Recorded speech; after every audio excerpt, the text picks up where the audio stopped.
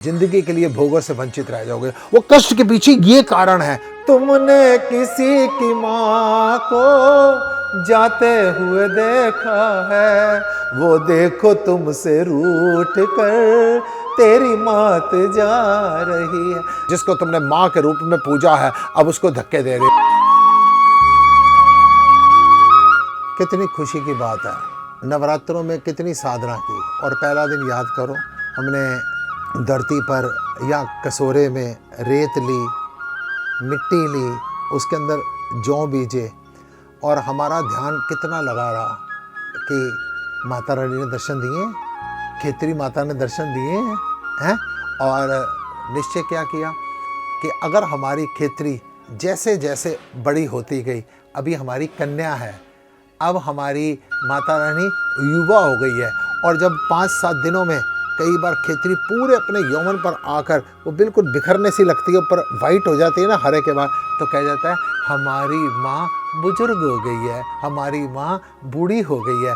कितनी सुंदर तरीके से उसको चुनरी उड़ाते हैं, मौली के साथ उसको बांध देते हैं उसकी सुरक्षा के लिए, उसकी आरती उतारते हैं। आरती उतारने के बाद बड़ी भाव से कन्या पूजन करते हैं, जो अष्टमी वाले दिन करते हैं, अष्टमी वाले दिन नौमी, लेकिन खेतरी की तरफ ध्यान केंद्रित रहता है। चूहों से बचाते हैं, कीड़े मकोड़ों से बचाते हैं, टाइम पर उसमें जल देते हैं, उस पर धूप दीप जगाते हैं। अरे अरे अरे ये क्या हुआ है? अष्टमी वाले जो दिन पूजते हो, नौमी वाले दिन पूजते हैं, ये क्या हुआ?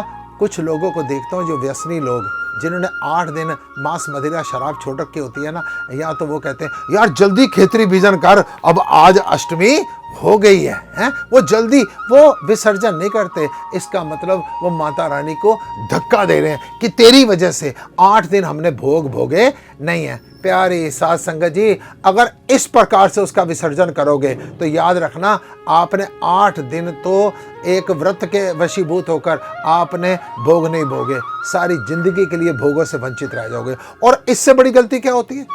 खेतरी लेते हैं, खेतरी लेने के बाद उसको किसी पार्क की मुंडेर के ऊपर, किसी मंदिर के कोने में जहाँ पर कूड़ेदान बना होता है, उस कूड़े के ऊपर, और फिर क्या देखा जाता है? फिर तो मैं कई बार मेरा दिल करता है कि उसके ऊपर वो खेतरी को जब देखता हूँ ना, MCD के कूड़े वाले ट्रक के अंदर वो जा रही होती है, तो मेरा दिल करता है इन लोगों से कहूँ, वो देखो मुझसे रूठ कर तेरी मात जा रही है, तुमने किसी की माँ को जाते हुए देखा है, वो देखो तुमसे रूठ कर तेरी मात जा रही है। जिसकी पूजा की, जिसकी अर्चना की, जिसको देख देख के खुश हुए, जो तुम्हारी खुशहाली का प्रतीक था, जितनी युवा होगी उतनी हमारे घर में खुश है, एकदम ऐसा क्या हो गया? या उसको किसी नदी नाले में धक्का मार दिया गया, और नदी ऐसी जिसके अंदर तुम हाथ भी धोना पसंद नहीं करते हो, जिसमें 1 मिनट के लिए खड़ा होना पसंद नहीं करते हो, उसमें खेतरी को फेंक दिया।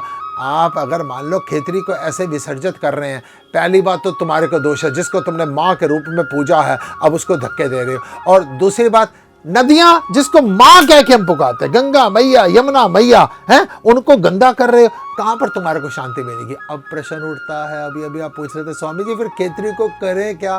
पहली बात, आपने आपके घर में जो थोड़ी सी खेतरी है ना, पहली कंडीशन में ये कीजिए कि उसकी जो ऊपर बालियाँ हैं ना, जिन तुसी हरियाली हरियाली कहते हो ना, उसको सूखने दो, उसको सूखने दो।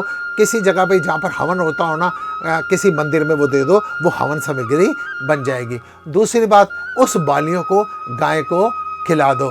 तीसरी बात, उस सारी की सारी वो जो मिट्टी है, वो जो खेतरी है, उसको मैश करके अपने घर में पौधों को दे दो। अगर मान लो खेतरी ज़्यादा है, आपको ज़्यादा पैसे चाहिए, ज़्यादा खुशहाली चाहिए, लाने के लिए तो तैयार हो, माता रानी को लेकर आओ, अब विसर्जित कहाँ करें? उसको घर के किसी पार्क में जाके ना उसको मेल्ट कर दो, क्यारियों में उसको डाल दो। जब आपके घर के पौधों के अंदर वो खेतरी पनपेगी ना, हरियाली देगी ना, आपको फिर देखना असली खुशहाली मिलेगी।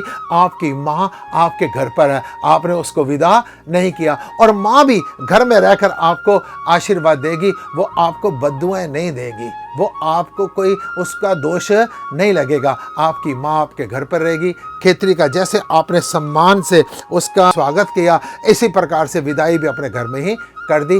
खेतरी बीजन में ये सावधानी बरतना अगर खुशी चाहते हो। आप देखते हो ना, नवरात्रे भी रख रहे हो, खेतरियां बीज रहे हो, लेकिन फिर भी कष्ट है। वो कष्ट के पीछे ये कारण है क्योंकि आपने मां को विदा नहीं किया, धक्के देके बाहर निकाला है। बोल खेतरी मैया की जय, क्योंकि आप उसको मां मानते हैं। जय माता।